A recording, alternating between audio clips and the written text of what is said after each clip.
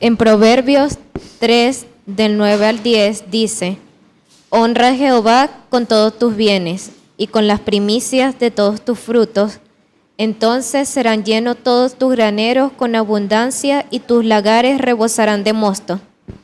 Στις παροιμίες 3, 9 με 10 λέει: Τίμα τον Κύριο από τα υπάρχοντά σου και από τις απαρχές όλων των γεννημάτων σου και θα γεμίσουν οι σιταποθήκες σου από αυθονία και οι λινοί σου θα ξεκυλίζουν από νέο κρασί. Honrar a Dios con todos tus bienes quiere decir que honremos a Dios con todo aquello que Él ya hizo llegar hasta nuestras manos. Λέει, τίμα τον Κύριο από τα υπάρχοντά σου. Τι σημαίνει αυτό? Να τιμάμε τον Θεό με όλα όσα Εκείνος έχει φέρει στα χέρια μας. Y seremos recompensados por el Señor al hacer cumplir sus principios. Aquí hay dos principios espirituales. Ο Κύριος θα μας ανταμείψει γι' αυτό, εφαρμόζοντας τις πνευματικές αρχές που έχει ορίσει και τώρα θα δούμε δύο από αυτές. Todo lo que tenemos, hasta la vida, proviene de Dios. No hay nada que recibimos sin que el Señor nos los haya dado. La familia, el trabajo, la comida, la salud, bienes materiales, dones, talentos, todo, completamente todo, proviene de Dios. Όλα όσα έχουμε, ακόμα και η ζωή μας, προέρχονται από το Θεό. Τίποτα δεν έρχεται σε εμάς από άλλη πηγή.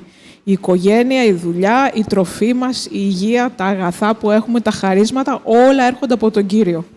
Cuando una persona hace entrega del diezmo y de las ofertas, está obedeciendo la palabra de Dios, porque es una orden de Dios, trae todos el diezmo y las ofertas. Cuando lo hacemos, tenemos una recompensa. Él dice en Malaquías 3:10 que abrirá las ventanas de los cielos hasta que sobreabunde, derramará bendiciones sin medidas. Όταν κάποιος φέρνει τα δέκατα και τις προσφορές υπακούοντας το Λόγο του Θεού, επειδή είναι εντολή του Θεού να το κάνουμε αυτό, θα έχει ανταμοιβή. Λέει στο Μαλαχία 3:10 ότι θα ανοίξει τους καταράχτες του ουρανού και θα εκχέει την ευλογία σε εμάς, ώστε να μην επαρκεί τόπος για αυτή. Cuando entregamos diezmo y oferta, estamos cumpliendo dos principios. El primero es honrar a Dios, y estás mostrándole a todos, específicamente al mundo espiritual, que Dios es fiel y que Él te dio primero. Si no fuera así, no tuvieras recursos para ofertar. Y el segundo principio, la persona está dando un mensaje al mundo espiritual de la obediencia. Όταν φέρνουμε τα δέκατα και τις προσφορές, στέλνουμε δύο μηνύματα στον πνευματικό κόσμο. Το πρώτο είναι ότι τιμάμε το Θεό, επειδή είναι πιστός και πρώτος Εκείνος μας έδωσε. Διαφορετικά δεν θα είχαμε για να προσφέρουμε. Και το δεύτερο αφορά εμάς που δείχνουμε ότι είμαστε υπάκουοι στο λόγο, στην εντολή του Θεού. ¿Qué es el diezmo? El diezmo es el 10% sobre el valor de todos tus ingresos que obtienes cada mes. Debe hacerse de forma voluntaria y de todo corazón. Porque en 2 Corintios 9:7 dice que Dios bendice al dador alegre. Τι είναι το δέκατο? Είναι το 10% από όσα κερδίζουμε κάθε μήνα. Και πρέπει να το δίνουμε με τη θέλησή μας και με όλη μας την καρδιά, επειδή το πρόσχαρο δότη αγαπάει ο Θεός, όπως λέει στη Β' Κορινθίους 9:7. En Malaquías 3, del 8 al 12, Dios da un aviso que lo hemos robado con los diezmos y las ofertas, y que seremos malditos con maldición todos aquellos que le hemos robado, que llevemos la oferta a la casa de Dios. Στο Μαλαχία 3, 8-12, ο Θεός προειδοποιεί ότι τον κλέψαμε στα δέκατα και στις προσφορές και γι' αυτό θα είμαστε καταραμένοι. Γι' αυτό τώρα πρέπει να φέρουμε τα δέκατα για να είναι τροφή στον οίκο του.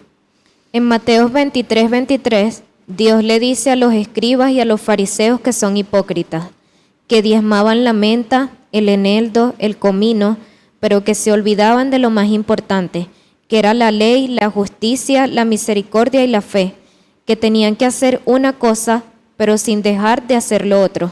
Και στο Ματθαίο 23 λέει ο Θεός, «Αλίμονο σε εσάς γραμματείς και φαρισαίοι υποκριτές, επειδή αποδεκατίζετε το δυόσμο και τον άνηθο και το κείμενο, αφήσατε όμως τα βαρύτερα του νόμου, την κρίση και το έλεος και την πίστη. Αυτά έπρεπε να κάνετε και εκείνα να μην τα αφήνετε». La oferta no es retirada del monto del diezmo, que es el 10%. La oferta se retira del otro 90% con que comemos, pagamos, compramos, nos divertimos en el mundo natural. La oferta es una sembradura que Dios me permite ofertar para más adelante recoger una cosecha de lo que sembré. Es un privilegio que Dios nos da para poder invertir parte de nuestras finanzas en el reino de la luz, mediante una obra social, una oferta voluntaria, como pasó con la viuda pobre, que ofertó lo poco que ella tenía y era más de los que ofertaron mucho, porque solo daban lo que les sobraba. Una oferta pedida por un líder, por ejemplo, en la iglesia para ayudar a una persona, una oferta misionaria. Todas las veces que nosotros sembramos, estamos cumpliendo un principio espiritual de sembrar. Η προσφορά δεν βγαίνει από το 10% που δίνουμε στον Κύριο, αλλά από το υπόλοιπο 90% που το χρησιμοποιούμε για να φάμε, να πληρώσουμε λογαριασμούς, να αγοράσουμε πράγματα, να διασκεδάσουμε. Η προσφορά είναι ένας πόρος που ο Θεός μας δίνει τη δυνατότητα να σπείρουμε, ώστε να θερήσουμε πολλαπλάσια. Είναι το προνόμιο που μας δίνει ο Θεός να επενδύσουμε μέρος των χρημάτων μας στη Βασιλεία του Φωτός. Μια αυτοπροαίρετη προσφορά, όπως έφερε η Χήρα, που πρόσφερε το λίγο που είχε, και όμως αυτό ήταν περισσότερο από εκείνον που πρόσφεραν πολλά, γιατί εκείνοι έδωσαν από το περίσσευμά τους. Μπορεί να είναι μια προσφορά στο έργο της Εκκλησίας ή σε μια άλλη διακονία για να βοηθήσουμε κάποιον ή για το ιεραποστολικό έργο. Κάθε φορά που δίνουμε, εξασκούμε την πνευματική αρχή της σποράς και του θερισμού. Que es la ofrenda de remisión.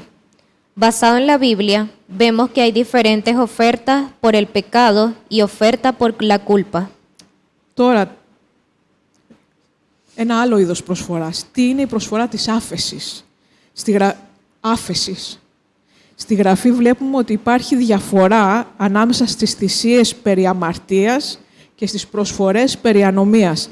Να συμπληρώσω εδώ κάτι λίγο, ότι οι θυσίες περί αμαρτίας ήταν το ζώο που θυσιάζανε για να συγχωρεθούν οι αμαρτίες τους. Αυτό ήρθε και το έκανε ο Χριστός, θυσιάστηκε και τελείωσε. Εμείς δεν έχουμε θυσίες περί αμαρτίας. Αλλά οι άλλες, περί ανομίας, θα τις δούμε τώρα. La oferta por el pecado, como dijo María, representa un preanuncio o una alegoría de lo que Jesús haría por todos nosotros en la cruz. Una oferta para perdonar nuestros pecados. El Cordero era muerto, era inocente y moría en el lugar del pecador. Era un preanuncio de lo que haría Jesús por nosotros en la cruz del Calvario por la remisión de todos nuestros pecados. Η θυσία περί αμαρτίας αντιπροσωπεύει τη θυσία του Χριστού στο Σταυρό για να συγχωρεθούν οι αμαρτίες. Τον αμνό που σφάγηκε, όντας αθώος στη θέση των αμαρτωνών, και προανάγγειλε αυτό που θα έκανε ο Ιησούς στο Γολγοθά για μας, για την άφεση των αμαρτιών μας. En número 5 habla de varias cosas de ofrenda. Por la culpa, por el pecado. Ofrenda por el pecado es la remisión del pecado. Y la ofrenda por la culpa es para parar la consecuencia que el pecado estaba trayendo. Στους αριθμούς 5 μιλάει για διάφορες περιπτώσεις θυσίας περί αμαρτίας και προσφοράς περί ανομίας. Η θυσία περί αμαρτίας, όπως είπαμε, είναι για εξηλαίωση, ενώ η προσφορά περί ανομίας είναι για να σταματήσει τις συνέπειες, τα αποτελέσματα που έφερε η αμαρτία στη ζωή μας. Ofrenda por la culpa. En Primera de Crónicas 21, David fue a realizar un censo por su propia cuenta. Incitado por Satanás, se llenó de orgullo y de vanidad, y mandó hacer un censo militar para contar el número de soldados que tenía bajo su disposición, cuando los soldados no eran del rey, le pertenecían al Señor. Σχετικά με την προσφορά περί ανομίας, βλέπουμε στο Α Χρονικών 21 ότι ο Δαβίδ αποφάσισε να κάνει απογραφή από μόνος του, χωρίς να του το πει ο Κύριος, παρακινημένος από το Σατανά. Γέμισε με περηφάνεια και ματαιοδοξία και διέταξε να γίνει απαρίθμηση όσων ήταν ικανοί να πολεμήσουν, για να δει πόσο μεγάλο στρατό είχε στη διάθεσή του. Ενώ στην πραγματικότητα ο στρατός δεν ήταν του βασιλιά, ήταν του Κυρίου. Es la misma cosa cuando vemos y oímos personas ensoberbidas discutiendo, dando voces por la cantidad de miembros que tienen en su iglesia. En mi iglesia hay 40 miembros, yo tengo 100 personas bajo mi poder.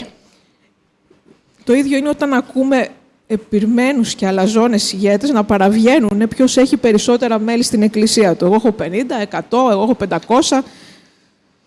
Todo esto está mal. Las personas no somos números y también no le pertenecen a los líderes. Le fueron dados por Dios con una misión especial de apacentar a sus ovejas. No le pertenecen a ellos, son del Señor. No tienen 50, ni 100, ni 500 miembros. Solo tienen 4 miembros, 2 brazos y 2 piernas.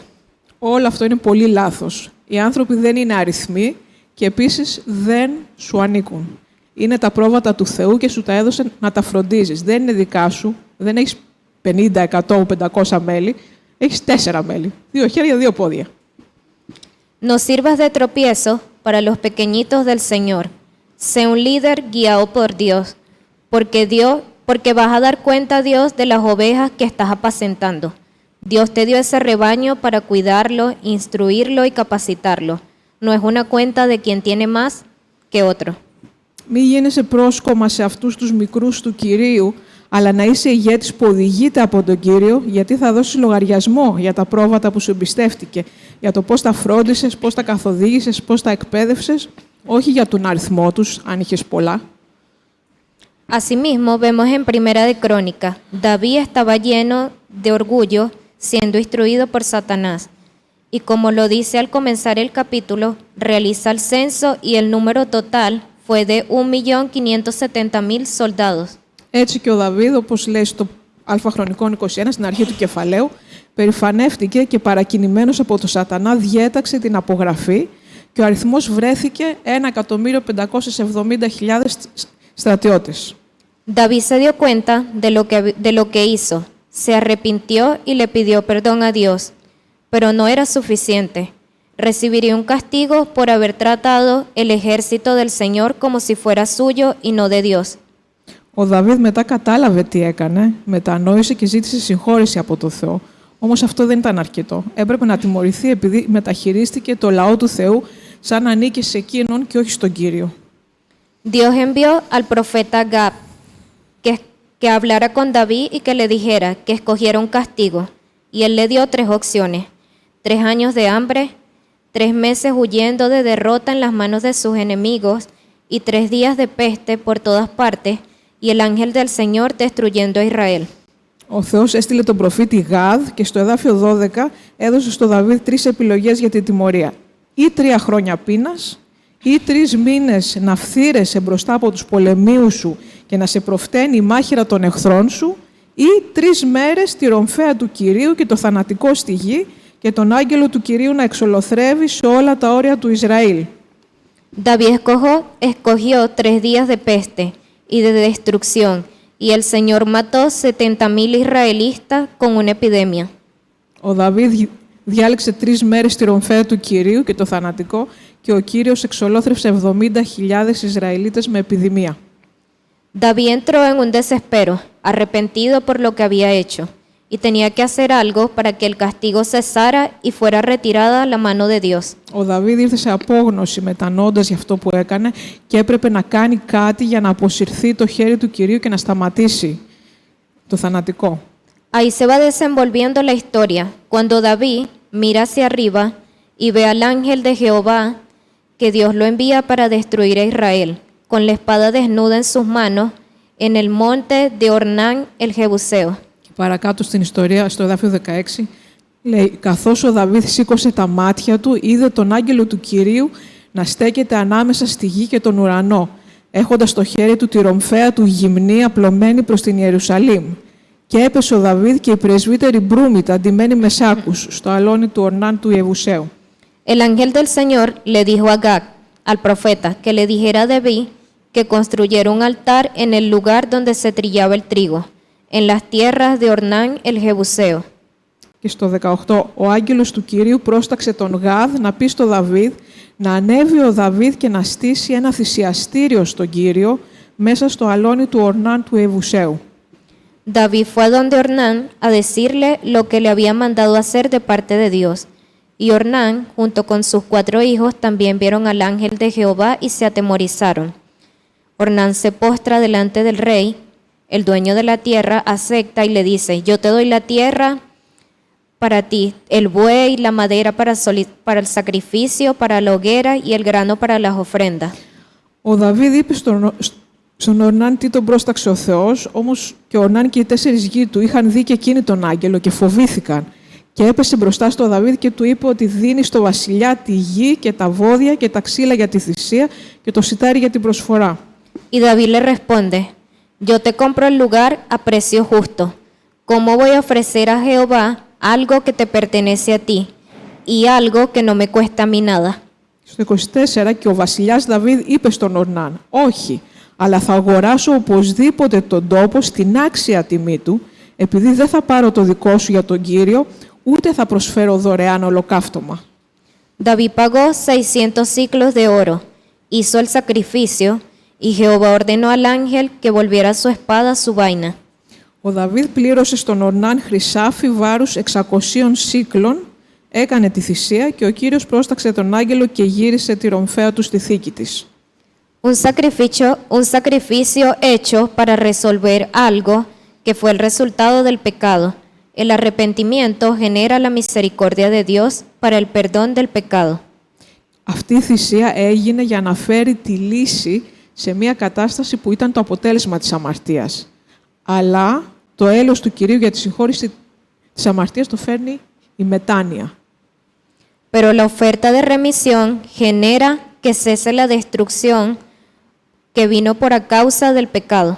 Η προσφορά περί ενομίας, λοιπόν, για άφεση κάνει να σταματήσει η καταστροφή που προκλήθηκε από την αμαρτία. Personas que invirtieron en las tinieblas y usaron el recurso que les fue dado por Dios, que Él hizo llegar hasta sus manos a través de herencias, trabajo, riquezas, bendiciones en el tiempo de la ignorancia, cuando no conocían a Dios, para ofrecer en rituales macabros como hechicería, prostitución, pornografía, muerte y aborto, vicios, alcohol, cigarrillos, drogas, juegos del azar, estafas, etc., invirtieron recursos financieros para agradar al diablo, deshonrar y desobedecer a Dios. Οι άνθρωποι που έχουν επενδύσει στο βασίλειο του σκότους με τα χρήματα που τους έδωσε ο Θεός, τον πλούτο που ήρθε στα χέρια τους μέσα από τη δουλειά τους, από κληρονομιά ή με την ευλογία που τους ευλόγησε ο Θεός στο καιρό της άγνοιάς τους, που δεν τον γνώριζαν, και τα δώσανε αυτά για μαγεία, για έκτρωση και θάνατο, για πορνεία, για πορνογραφία και διάφορα άλλα πάθη και εξαρτήσεις, ποτό, τσιγάρο, ναρκωτικά, τυχερά παιχνίδια, όλα αυτά. Αυτοί έχουν επενδύσει χρήματα σε όσα αρέσουν στο διάβολο και με αυτό έγιναν ανυπάκουοι και ατίμασαν το Θεό. Esas personas necesitan hacer una oferta de remisión, que es aparte del diezmo y de las ofertas normales, de las ofertas voluntarias o ayudar a alguna persona que se reconoce como una oferta de justicia. Αυτοί οι άνθρωποι που τώρα έχουν γνωρίσει τον Κύριο, χρειάζεται να μετανοήσουν για όσα έκαναν στην άγνοιά τους και να κάνουν μια προσφορά περί ανομίας για άφεση πέρα από το δέκατό τους και πέρα από τις συνηθισμένες αυτοπροαίρετες προσφορές για το έργο του Κυρίου ή για φιλανθρωπία που λογίζονται σαν προσφορές δικαιοσύνης. Una oferta de remisión, así como lo hizo David, es una oferta especial para cesar el daño que está aconteciendo en mi vida financiera, en mi vida sentimental, en mi familia, en mi salud, en mi casa, que el pecado trajo sobre mí como consecuencia. Η προσφορά περί ανομίας για άφεση, όπως έκανε ο Δαβίδ, είναι μια ειδική προσφορά για να σταματήσει η καταστροφή στα οικονομικά μου, στις σχέσεις μου, στην οικογένειά μου, στην υγεία μου, στο σπίτι μου, που ήρθε σαν συνέπεια της αμαρτίας μου. Otro ejemplo, Elías era un profeta y dijo que no iba a llover y no llovió en Israel por 3 años y medio. Y la sequía destruyó la economía de Israel. Pero todo cambió cuando fue hecha una oferta especial para Dios. Tenían sequía y el agua era escasa. Él no ofreció solo un animal para el holocausto. Elías pidió 3 veces llenar 4 cántaros de agua para ofrecer al Señor. Mojó el altar, mojó la ofrenda y todo mojado vino el fuego del Señor que consumió el holocausto mojado. Ένα άλλο παράδειγμα. Ο Ηλίας ήταν προφήτης του Κυρίου και είπε ότι δεν θα βρέξει και δεν έβρεξε στον Ισραήλ για 3,5 χρόνια. Και η ξηρασία κατέστρεψε την οικονομία τους. Αλλά όλα άλλαξαν όταν πρόσφεραν μια ιδιαίτερη θυσία στο Θεό. Είχαν ξηρασία και το νερό ήταν λίγο. Όμως ο Ηλίας δεν πρόσφερε απλά ένα ζώο σαν ολοκαύτωμα, αλλά 3 φορές ζήτησε να γεμίσουν 4 στάμνες με νερό που το έχισε στο ζώο πάνω στο θυσιαστήριο και τότε έπεσε η φωτιά του Θεού και κατάκαψε τη θυσία που ήταν μουσκεμα. Lo que quiero decir es que la oferta de ese pueblo en ese tiempo fue un gran sacrificio que era el agua en tiempo de sequía. y la lluvia después vino sobre Israel. Αυτό που θέλω να πω είναι ότι η προσφορά των ανθρώπων εκείνη τη στιγμή έγινε με μεγάλη θυσία. Γιατί πέρα από το ζώο πρόσφεραν και τόσο νερό σε περίοδο μεγάλης ξηρασίας. Και τότε ήρθε η βροχή στον Ισραήλ. No es porque estamos pasando momentos de dificultades que vamos a ser desobedientes a Dios.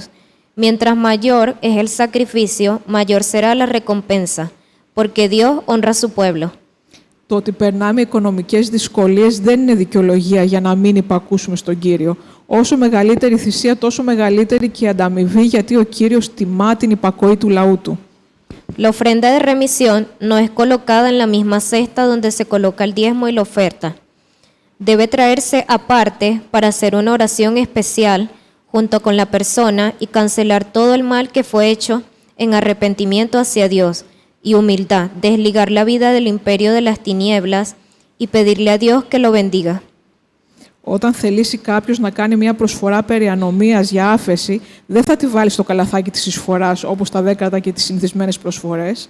Θα τη φέρει ξεχωριστά για να γίνει προσευχή συμφωνίας και να ακυρώσουμε ό,τι έχει γίνει με μετάνοια και ταπείνωση μπροστά στον Κύριο και να αποσυνδέσουμε τη ζωή του ανθρώπου από το βασίλειο του σκότους και να ζητήσουμε από το Θεό να τον ευλογήσει. En 1 Samuel 5 y 6, cuando Saúl comenzó a hacer todo lo malo delante de Dios, los filisteos vinieron al pueblo de Israel y perdieron contra los enemigos porque el rey estaba en desobediencia contra Dios. Y los filisteos se llevaron el arca de Dios al territorio de Filistea. Μια άλλη ιστορία. Στο Α Σαμουήλ, στα κεφάλαια 5 και 6. Όταν ο Σαούλ άρχισε να πράττει πονηρά μπροστά στο Θεό, ήρθαν οι Φιλιστέοι και ο λαός Ισραήλ ιτήθηκε από τους εχθρούς, επειδή ο βασιλιάς ήταν σε ανυπακοή και ανταρσία ενάντια στο Θεό. Και έτσι οι Φιλιστέοι πήραν την κυβωτό του Θεού στη χώρα τους και την έβαλαν στην Άζωτο. En 1 Samuel 5:2, cuando se llevaron el arca de la alianza de Dios y la colocaron en el templo de Dagón, en la casa de Dagón. Στο Α Σαμουήλ 5:2 λέει «Και οι Φιλιστέοι πήραν την κυβωτό του Θεού και την έφεραν στον οίκο του Δαγών και την έβαλαν κοντά στο Δαγών». El primer día en la mañana, cuando despertaron, la estatua de Dagón cayó postrada en tierra delante del arca de Jehová. Την πρώτη μέρα, όταν ξύπνησαν το πρωί, το άγαλμα του Δαγών είχε πέσει κατά πρόσωπο μπροστά στην κυβωτό του Κυρίου, στο έδαφος, και το σηκώσανε. El segundo día, Dagón había caído postrado en la tierra delante del arca de Jehová, y la cabeza de Dagón y las dos palmas de sus manos estaban cortadas sobre el umbral, quedándole a Dagón solo el tronco. Τη δεύτερη μέρα, ο Δαγών πάλι είχε πέσει κατά πρόσωπο μπροστά στην κυβωτό και το κεφάλι και τα χέρια του είχαν αποκοπεί από τον κορμό. Y Jehová los hirió con tumores y los destruyó a todos los del territorio de Asdod, donde estaba el arca de Jehová. Στο εδάφιο 6 λέει ότι και το χέρι του Κυρίου έγινε βαρύ επάνω στους Αζώτιους και τους εξολόθρευσε και τους χτύπησε με αιμορροίδες, την Άζωτο και τα όρια της. Viendo los de Asdod lo que ocurría, convocaron a los príncipes de Filistea y planearon llevar el arca desde Asdod a Gat, y la llevaron.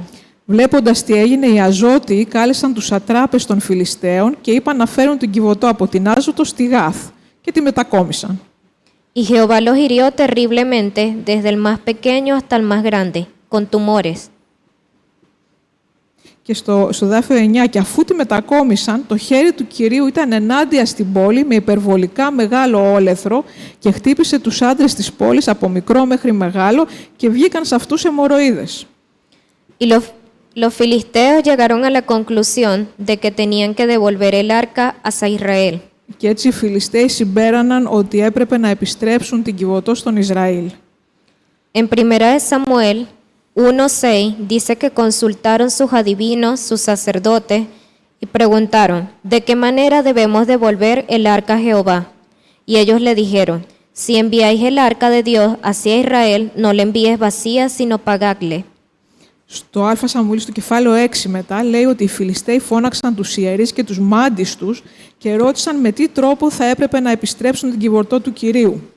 Και τους είπαν, αν στείλετε την κυβωτό του Θεού του Ισραήλ, μη τη στείλετε αδιανή, αλλά με κάθε τρόπο αποδώστε σε αυτόν προσφορά για ανομία.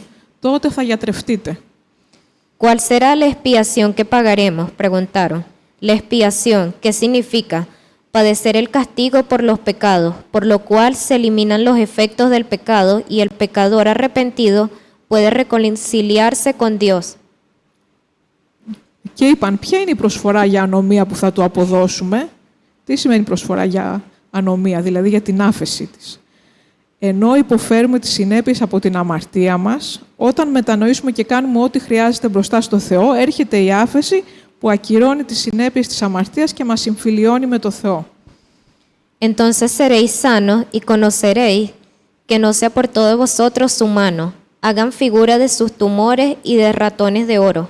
Και η απάντηση στο εδάφιο 5 λέει, θα κάνετε ομοιώματα των αιμορροίδων σας και ομοιώματα των ποντικιών σας που φθύρουν τη γη. 5 χρυσά ομοιώματα από το καθένα σύμφωνα με τον αριθμό των σατραπών τους. Και θα δώσετε δόξα στο Θεό του Ισραήλ, ίσως ελαφρύνει το χέρι του από πάνω σας και πάνω από τους θεούς σας και πάνω από τη γη σας. Cuando hicieron todo eso y enviaron el arca junto con sus vacas, becerros, las figuras de oro, la plaga y la enfermedad cesó en el territorio de Filistea. Όταν τα έκαναν αυτά και έστειλαν πίσω την Κιβωτό πάνω σε μια βοηδάμαξα μαζί με την προσφορά, τα χρυσά ομοιώματα, σταμάτησε η πληγή που είχε πέσει πάνω σε όλη τη Φιλιστέα. Ahora vamos a leer la oración que se hace para la ofrenda de remisión. Και θα διαβάσουμε τώρα σε περίπτωση που έχουμε κάτι τέτοιο, την προσευχή που κάνουμε. Και μετά όσοι ξέρουν ότι πρέπει να κάνουν αυτή την προσφορά, θα έρθετε και να μιλήσετε μαζί μας. Αλλά τώρα θα εξηγήσουμε τι είναι αυτή την προσοχή. Señor, recibimos esta ofrenda de remisión delante de tu altar en base a tus principios de obediencia, entregado por tu Hijo como una remisión por todo aquello que Él colocó en las tinieblas, en ignorancia a tu palabra, Señor, dándole la autoridad a Satanás junto con Mamón, el cortador, el devorador y el migrador y destruidor, que pudieran destruir sus finanzas, bienes, vida sentimental y emocional. Κύριε, δεχόμαστε αυτή την προσφορά της άφεσης μπροστά σου που βασίζεται στην υπακοή στις αρχές σου από το γιο σου ή την κόρη σου για να γίνει άφεση για όσα έκανε στο σκοτάδι ενώ είχε άγνοια του λόγου σου και έτσι έδωσε εξουσία στο Σατανά μαζί με τον Μαμωνά και τον καταφθύροντα που ήρθαν να καταστρέψουν τα οικονομικά, την περιουσία, τις σχέσεις, την οικογένεια, την υγεία του, ψυχική και σωματική. Señor, esta persona está convencida de su pecado y se ha arrepentido. Y te pido que me des la autoridad de desligarlo ahora del mundo de las tinieblas y de conectarlo al reino de la luz.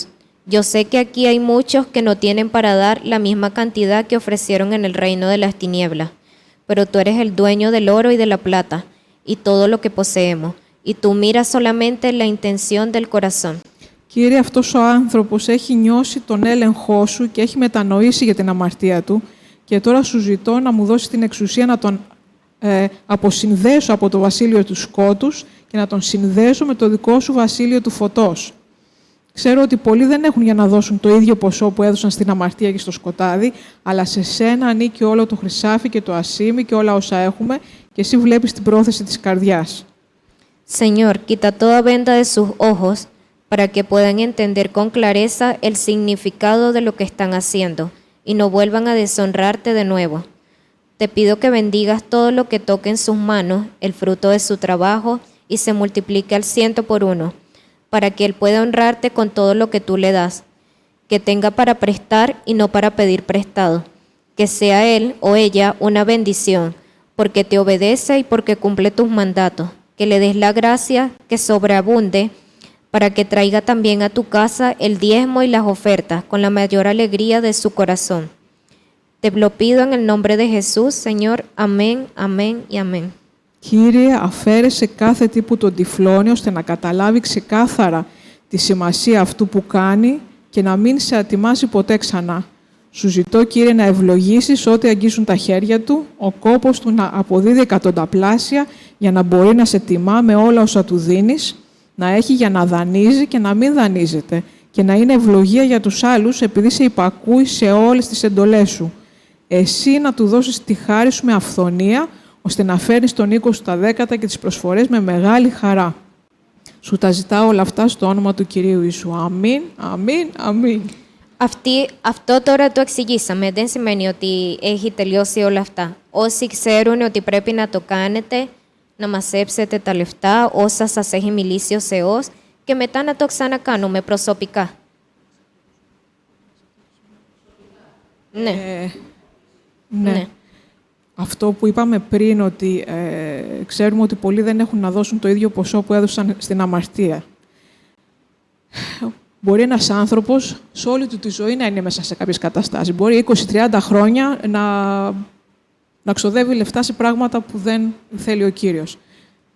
Φυσικά δεν είναι δυνατόν τώρα αυτή τη στιγμή να έχει ένα τόσο μεγάλο ποσό για να δώσει. Χιλιάδες, ναι. Ναι, χιλιάδες.